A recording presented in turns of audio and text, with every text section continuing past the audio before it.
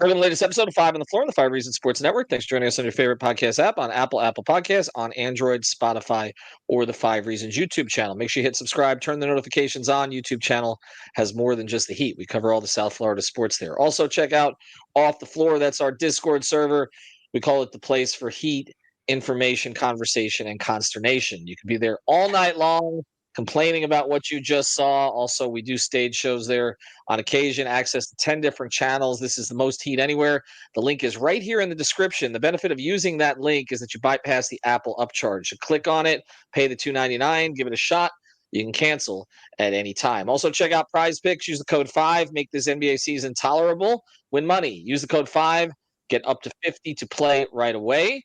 There are no restrictions on this. It is legal again in the state of Florida. You can play up to 6 players together. And yes, you can play all of your favorites on the Heat and on other teams. Check it out. Use the code FIVE at prizepicks.com. And now, today's episode.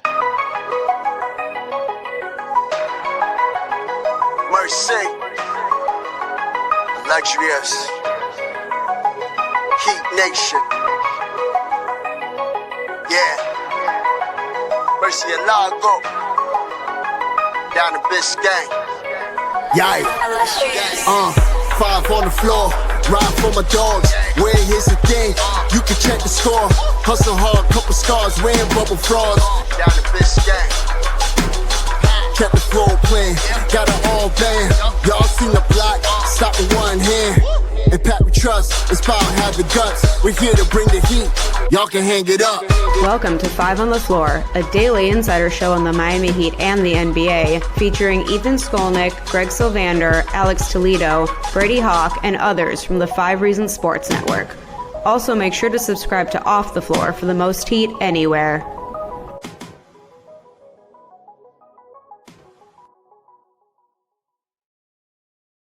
All right, welcome back to Five on the Floor. Here's today's floor plan. We're trying to get you through this miserable season by giving you something to look forward to. Today, I'm Ethan Skolnick. Well, I've always been Ethan Skolnick, for better or worse. You can follow me at Ethan J. Skolnick on Five Reasons Sports. We got Matt Hanifan. You can follow him at MPH_824_. You can also catch him as one of the primary hosts on Playback. If you still want to watch the games with us, they've turned into story time. Check it out, playback.tv/5RSN. You never know what's going to happen after a Jack and Coke. Let's get to today's topic, though. We're doing a draft series. I've done a couple episodes with our guy Digital Adele about prototype players that might be franchise type players in this draft, particularly guards. We've also done an episode about the idea of the Heat maybe trading up for the first time ever under Pat Riley, trading up in the first round. They've never done it except for, I believe, when they traded up to take Norris Cole during the Big Three era. They traded up a couple of slots, but they've never traded into a lottery situation. So just to recap here for people who have lost interest or are not following it, the Heat have the potential to have 2 picks in this draft. One pick is beyond their control, but it looks like they're going to get it because it was top 10 protected by Golden State this year. And basically, if the Warriors make the playoffs, which appears they're going to do, they're in the 6th slot. They've won 7 straight. We'll do other episodes on Jimmy Butler. Trust me, we're going to do them. They've lost only 1 time since they've acquired him. Is that right? Once, twice? What are we at? 14? I think twice in general, but I think once since when he's in the lineup, because I think he missed a game. Once when he's in. I mean, some games he shoots 3 of 11 and they win anyway. But we'll cover that on another topic, on another episode. And obviously his addition there has stabilized things for them, so I don't mean to diminish it. But they are currently in a battle with Minnesota, which has caught fire all of a sudden out of nowhere, for this 6th spot. Like they're kind of in this 5 through 7 area there. But provided that they make the playoffs, then it's a given. The Heat are going to get that pick. But the better that Golden State's playing and the higher they get up overall, then the worse that pick becomes. So it's like you get the pick, but it's falling a little bit. And we're kind of looking more like early 20s in the round instead of mid to late teens. But there's also the Heat pick, and I know there's a lot of debate on this, and I did one episode with Alex Dono, and we'll do more about whether or not it's better for them to keep the pick this year or not. The fans all want them to, it seems like 85 to 90% are just like, give me the pick, and they get the pick if it is if they don't make the playoffs. They keep the pick this year. But then the problem with that And that's coming out of the play-in. The problem with that is then they lose protections on the 26 and 28 picks. The Rozier pick gets moved from 27 to 28. They have less ammunition to trade, and also they run the risk of giving away a really good pick if they don't figure this thing out next season, and they're going to end up giving away a lottery pick in a draft that's not supposed to be as strong as this one, but is still supposed to be relatively strong. So that's the situation. At the moment, the Heat are trending towards having 2 picks. They're trending towards being in the bottom end of the play-in, having to win 2 road games potentially to make the playoffs, which most people don't think this team is capable of doing, especially because they've lost 7 straight. And I don't see a win on the horizon, actually, at least not the next 3. So, Matt, let's get to it. Is this let's just start there. The simplest question. Is this the draft to have 2 picks in terms of the depth of the draft? Yes. I don't know if it's as deep as it was previously advertised, like at the start of the college basketball season, but I think this is a pick that's important to have 2 picks in if you can at least. Even though there is consequences down the line of, not being able to trade as many picks, whether you want to hunt for a big fish like Kevin Durant or someone comes about in 2 or 3 years or whatever the case is, and you don't have the exact ammunition that you would like. But I think just for this specific draft, considering the state that this team is in, I think it's important to have 2 picks, especially if you can get into that top 10. Okay, so we're going to talk about having the 2 picks and whether or not we mean taking the picks or trading up into it. But let me set the ground rules here, because you and Adele do some podcasts together. It doesn't mean you agree on everything.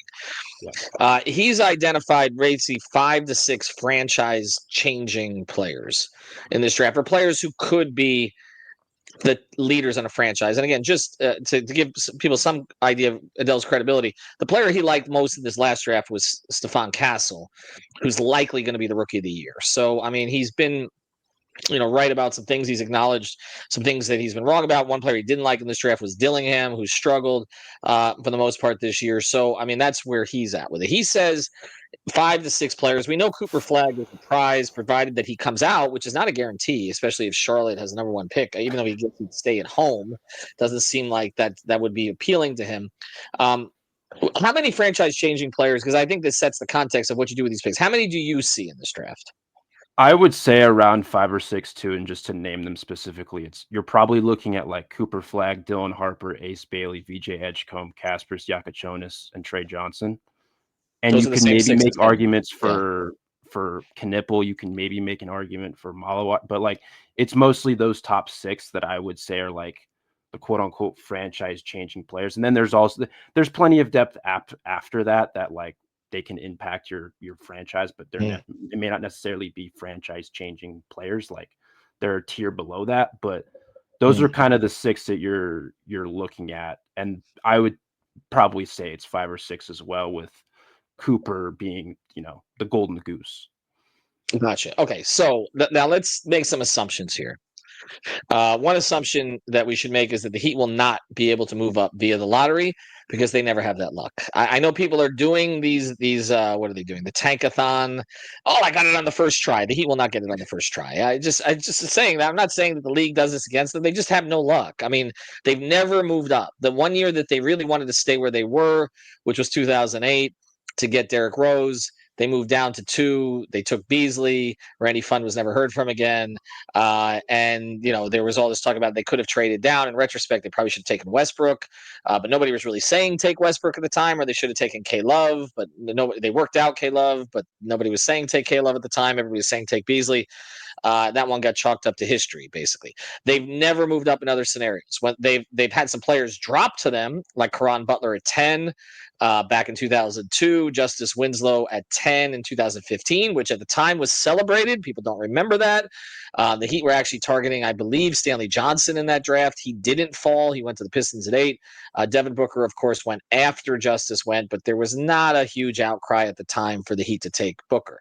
Other than that, you look at their other lottery picks, like when they got Hero, when they got Bam, the very back end of the lottery, they stayed where they were or moved down in all these previous drafts. So the easiest thing to do is that the lottery happens, which I guess is during the second round of the playoffs, and we get the news that the Heat have moved up, into the top 4, whatever it is. I think it's 4, and then they go from there. They keep changing the rules. Yeah. That would be fantastic.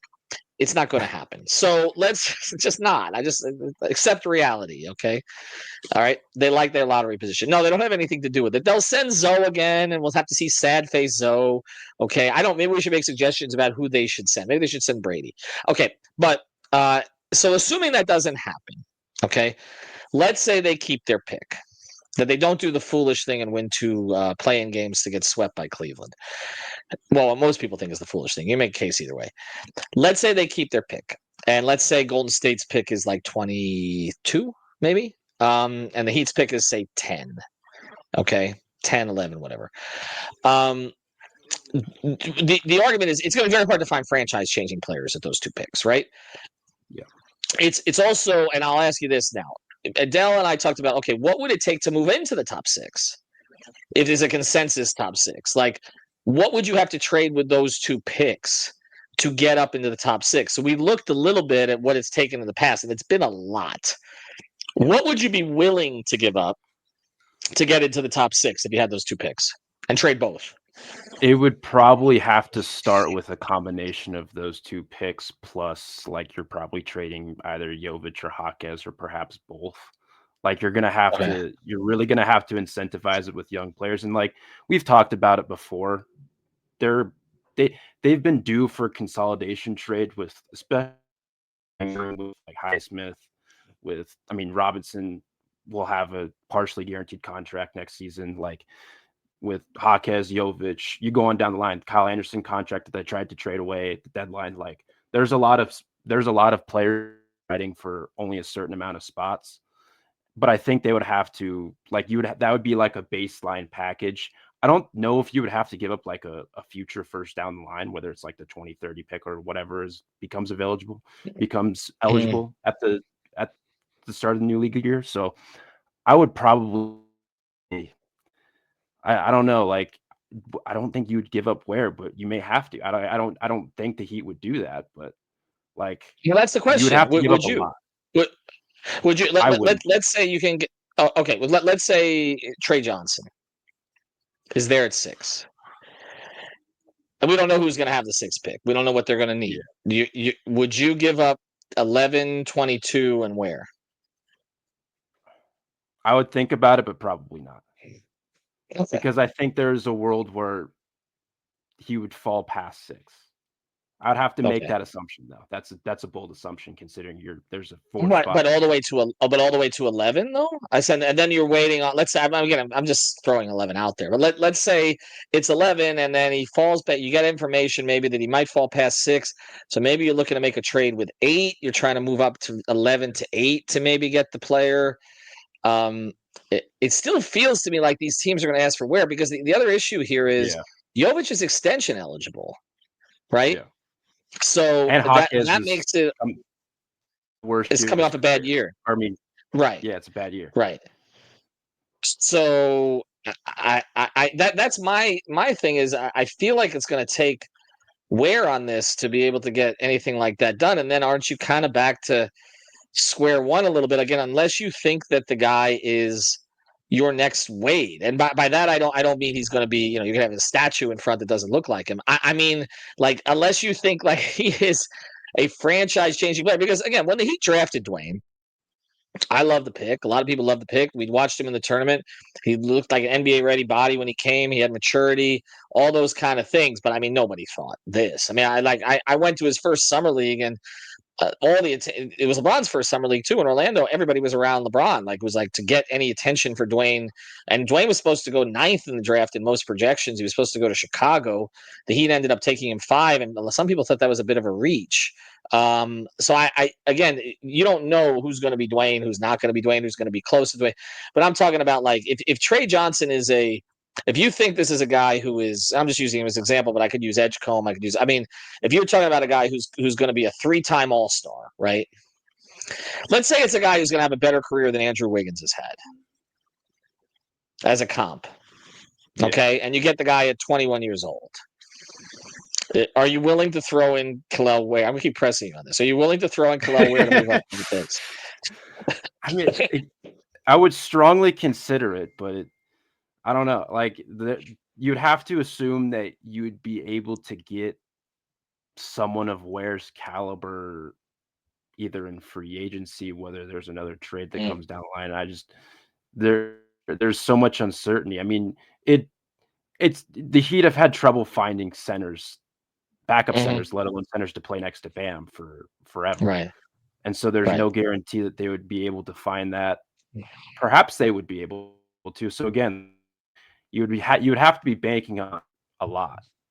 Um, but again, like Trey Johnson, I love Trey Johnson as much as the next guy. I love Trey Johnson almost as much as Adele does.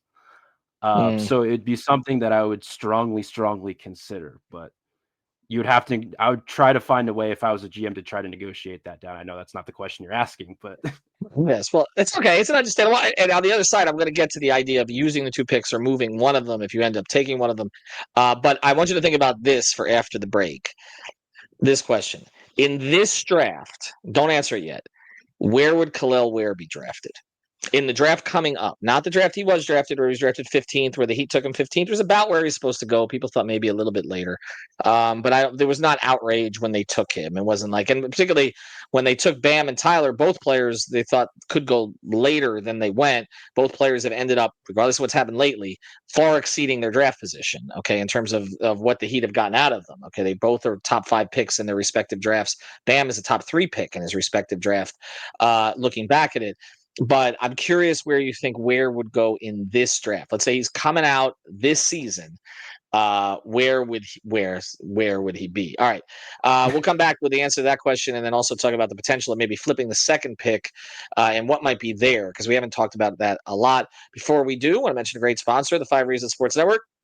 Our friend Eric Rubenstein. You can find him at ericrubenstein.com or 877-829-3742. It's 877-829-ERIC, 877-829-3742. Born in South Florida in Lauderhill in Broward County, went to St. Thomas University, graduated magna cum laude. What can he do for you?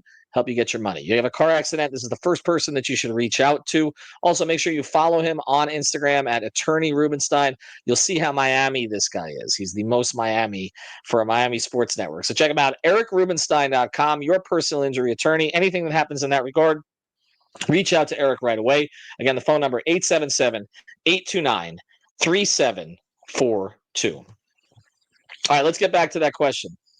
Kelel Ware in this draft, where does he go? I would probably say late lottery to like potentially 20. Like I think that's what that would kind of be his floor would be 20, just because like coming out of college there were the motor concerns. You know, he's still 20 years old. He showed flashes all that to be a top 10 talent, but there was just questions about the motor, and then like this isn't like this is a solid center draft just in terms of like, all right, there's Malawach, there's Thomas Sorber, there's Asa Newell, there's Danny Wolf, there's Janai, but like there you can go on down the line. There's Derek Queen. Like I think he would probably go around of where he went last year with the Heat. Like I think that'd be like a fair place for him to go in this draft, but I could see him Okay. falling to potentially like, you know, the 17, 18, 19 range if he goes past the lottery. All right, and let me I'll load this question up more. Now that we've seen that the motor is better than maybe it was perceived, he still has a lot of work to do. We know that. But now that there was enough motor for them to put him in the starting lineup even before Jimmy was traded. Okay, so like they were still looking at that.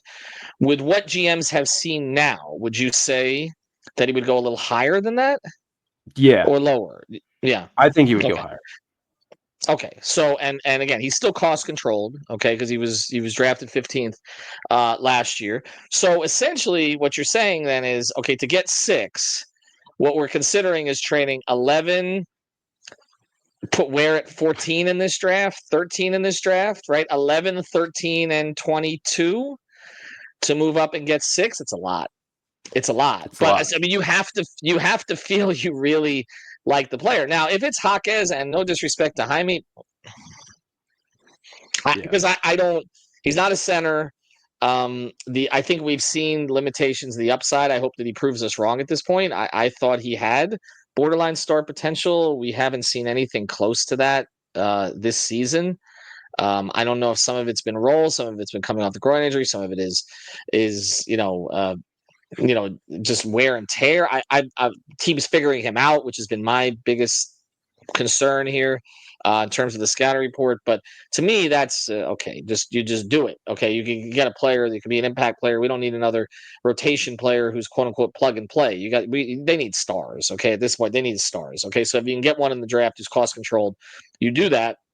Jovic is always complicated for me because I just see more potential in him, but the looming extension with him and the injury history lately would get me to think about it. But the Ware one, that's a lot. That's a lot because then they're going to be back in the cycle of trying to put somebody next to Bam again, and we're going to be seeing who's the next old center, the next Dedmon, Zeller, Thomas Bryant that they can. Well, Thomas Bryant wasn't old, but the next, you know what I mean, limited center that they can try to steal minutes from. All right, so let's get to this. Let's say that they stay. Let's say they have the both picks. They'd stay put at 11.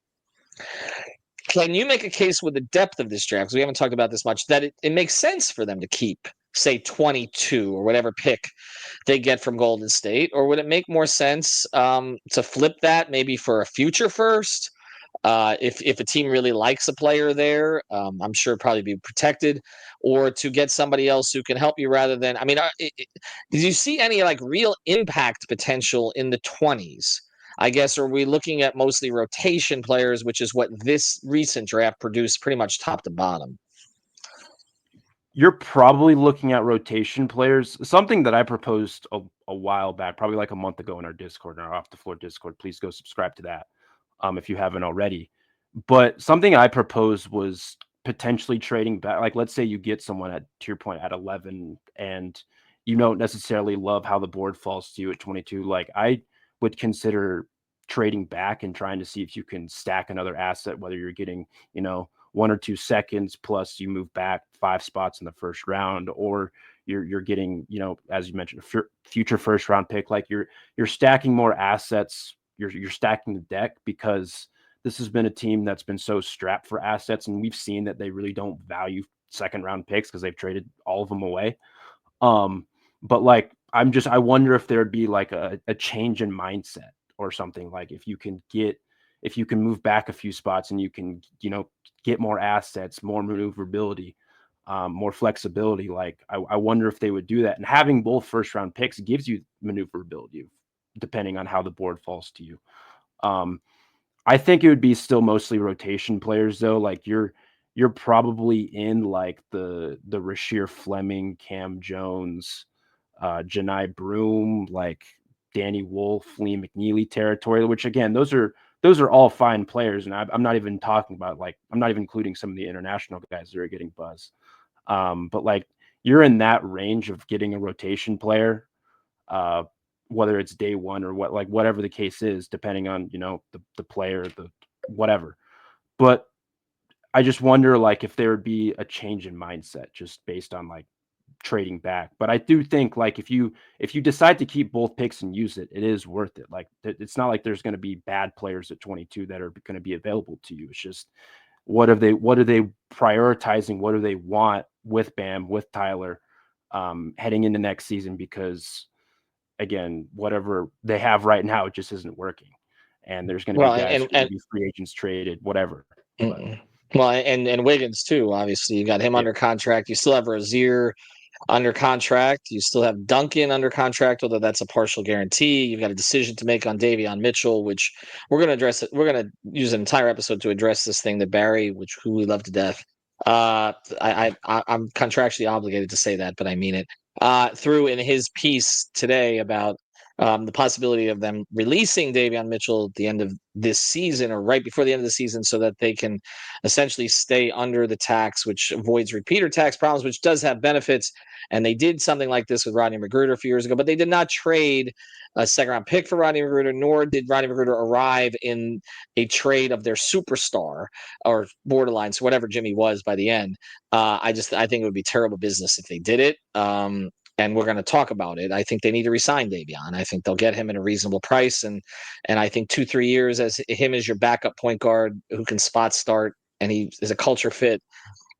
I think you keep him, and I've not been in favor of keeping some of these guys that they've developed. This is a former first round pick who fits their system. I just, unless they've seen something they don't like, I don't see why you do that. But anyway, to pivot back to this, Cam Jones just keeps jumping out to me because he's Marquette. Yeah. We know that Kentucky and Marquette, like, to literally just the only years they've gone away from those schools is when they've typically had trouble, particularly Kentucky. But that just seems to me like something that they would do. I guess the other benefit to getting a rotation player there, although you've got a first round salary slot, which they may not want that, but they may want to trade out and get a couple of seconds so they don't have that slot. But I come back to this also. There are optics to this. They traded Jimmy for this pick specifically. Remember what they came out of the Jimmy trade with? Kyle Anderson, who they first started to move, Davion Mitchell, who we're now having this conversation about, Andrew Wiggins, who I said was kind of a neutral contract when they got him. They're not winning with him right now. It doesn't mean they can't, but they have an extra year now, 16, 17. Excuse me, 16, 17, 26, 27 with him. I'm stuck in the past. And if they end up flipping the Jimmy pick that they fought so hard for, because I know they did, okay? If the Golden State was trying to give them Cleveland's first round pick, which they own, which would have been 30th in draft, he were like, no, we want that pick. They end up flipping that for 2 seconds. That's going to be the optics of that are awful too. So I think that needs to be considered. Like, you can't lose your fan base in the process. I understand you need to make difficult decisions. Okay, so let's close here. What do you think? Let me throw this at you right now. What do you think is they get 11 and 22. They don't do what's going to piss the fans off, which is lose all the rest of their games and then win 2 play-in games to get swept by Cleveland. Let's say they lose in the play-in. Okay, they lose to Chicago. They're done. That's it. We've got months of podcasts to fill. They get whatever pick comes with that, 10, let's say. Okay, they don't move up because they never move up. Okay, because they don't have that kind of luck. And let's say they get 22. They get 10 and 22. What do you think is the most likely scenario? You think they keep both? I don't, Where because they I are? think I think they're the most likely scenario is trying to use at least one of them to get Durant or Okay. someone, like if someone becomes available. But I think if Durant becomes available, I think that's it. That would be their. I think that'd be at the top of the food chain in terms of like what they want to do, and then Mhm. we could do a whole number of podcasts on what fit like. But I think the number one option would be to try to parlay one of those 2 picks or perhaps both of them Mhm. to get Durant, because again, you've mentioned it. Pat Riley is going to be 80 years old. Like Yeah. he's He's actually 80. He's Durant, like actually 80 whether this week, I think. right, Hold well, on. like right. So it's like I think that would be their number one option just based on like history would tell us based on how much they like Durant and how much they've tried to go after him in the past. Like this would be what their third, fourth, fifth time. Like who knows? Like I Mhm. think if he became available, regardless if they feel like they'd be outbid by either Houston or Oklahoma City or someone else, like I think that would be at the forefront of their priorities, especially since they had just lost their number one guy in Jimmy, and we've seen Yeah. what this looks like in albeit in an 18 game sample. Like I think trying to get Durant would be something that they would want. That'd be like their 1A, and then either keeping both picks, trading one of them, whatever the case is. Mm. Like I think that would be second behind that. I think you're right. Um, and I've gone the other direction on this. You do anything you can to get Durant.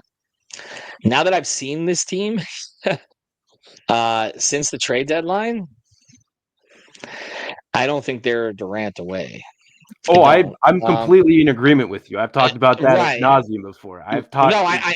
I know, Yeah, and this is a big departure for me because I'm like, you get KD, he's generational. I don't think the problem is KD. I still think he's generational. He doesn't get to the rim as much as he used to, but the other metrics are all really good.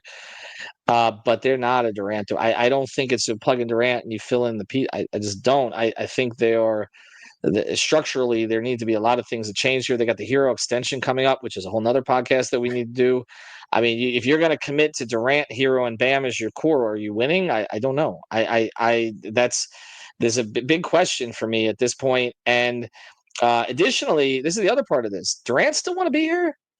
Because I think we need to start having some conversations about the fact that, like, I think stars are going to look at this and be like, is there enough there for me to win? I mean, one of the reasons Durant didn't come here in 16, they were closer than they should have been because of Spo's presentation. They finished second, close second to a generational team that he was joining in Golden State. He took the easy way out. But at that point, the Heat didn't have a lot on their roster. They had Goran, they had, Dwayne's status was up in doubt. They had Whiteside they re-signed. I made the argument they have more here now, but now that I've seen it, I don't know. Circumstances change, opinions change. Especially since you'd have to trade Wiggins, you would have to trade, Yeah, X, Y, and Z to even get Durant in the first place, plus draft capital. Phoenix gonna want Wiggins after. I mean, he's really had one strong season that contributed to significant winning. They're 4-13 since they got him. It's not all his fault, but like I'm just there's a lot of this swirl here. I'll just say this. I don't think they'll keep both picks because I also don't think they'll trade up. I could see a more likely scenario where either, like you said, they flip one of the picks for a veteran or someone of Durant's caliber or less, or they trade out to collect future assets with one of the picks. And if it's the Jimmy pick, they trade out, even though it's the lesser of the two picks they're going to have. Fans are going to go nuts. All right. Thanks, Matt. Appreciate it. We traded Jimmy for a couple of seconds. MPH _ 824 _ Appreciate your time. As always, check him out on playback. We got through it with your internet. It is not quite helicopterish as Alex is, but you are second at the network in that regard. Eternal, I just try to shut his internet off. Anyway, have a good one. Thank you.